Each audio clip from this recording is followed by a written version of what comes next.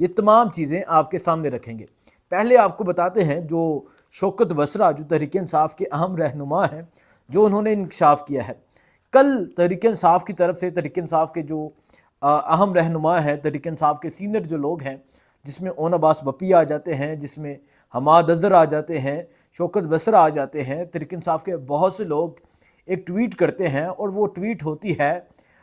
راشد، کہتے ہیں کہ ایک راشد نام ہے ان کا، میں آپ کو ڈیٹیل بتا دیتا ہوں۔ راشد ولد شبیر احمد، سکنہ صادق آباد، تحصیل ضلع رحیم بارہاں، تحصیل صادق آباد، ضلع رحیم بارہاں۔ ان کے حوالے سے بتایا جاتا ہے کہ ان کو ڈی چوک میں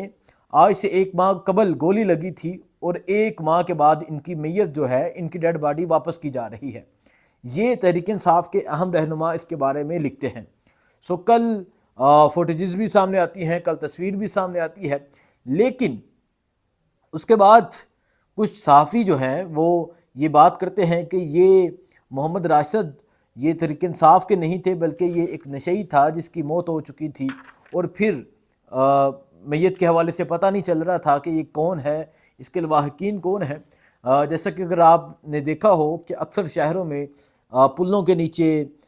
چوکوں میں نظر آتے ہیں نشئی، ٹولی بنا کے بیٹھے ہوتے ہیں، اور اکثر کی موت ہو جاتی ہے نشہ زیادہ کرنے سے۔ سو جو یہ نشئی ہوتے ہیں، ان کا واقع ہی کوئی والی وارث تو ہوتے ہیں، لیکن وہ ان کو گھر سے بے دخل کر دیا گیا ہوتا ہے۔ گھر والے بھی ایسے لوگوں کو گھر میں نہیں رکھتے، تو جب ان کی ڈیتھ ہو جاتی ہے تو ان کو دفنا دیا جاتا ہے۔ قبرستانوں میں جائیں تو ایسے بہت سے وہ جو قبریں کھوتے ہیں وہ بتاتے ہیں ان کے بارے میں، پیچھے کوئی نہیں آتا تو انہیں جنازہ کر کے دفنا دیا جاتا ہے۔ لیکن کچھ صحافی کہتے ہیں کہ یہ ایک نشئی تھا، لیکن تحریک انصاف کے لوگ کہتے ہیں کہ یہ ہمارا کارکن تھا جو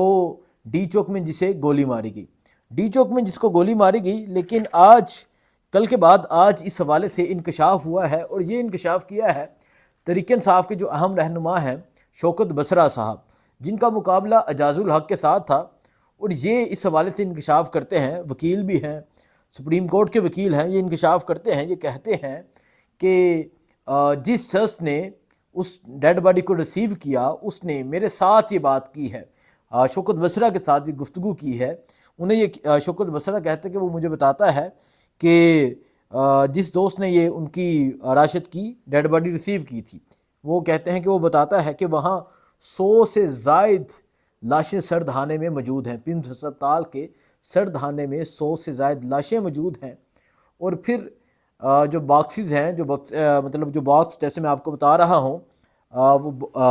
کول باکس ہوتا ہے، اس کے اندر ایک کو رکھتے ہیں اور وہ باکس بند ہو جاتا ہے، اور جب اگر کسی نے اپنی لواحقین کو یا کسی لاش کو پہچاننا ہو تو وہ باکس کھولا جاتا ہے، اور دیکھتے ہیں کہ یہ ہماری لاش ہے، یا ہماری یہ بھائی ہے، ہمارا یہ عزیز و قارب ہے نہیں ہے، اس کے بعد باکس بند کر دیا جاتا ہے۔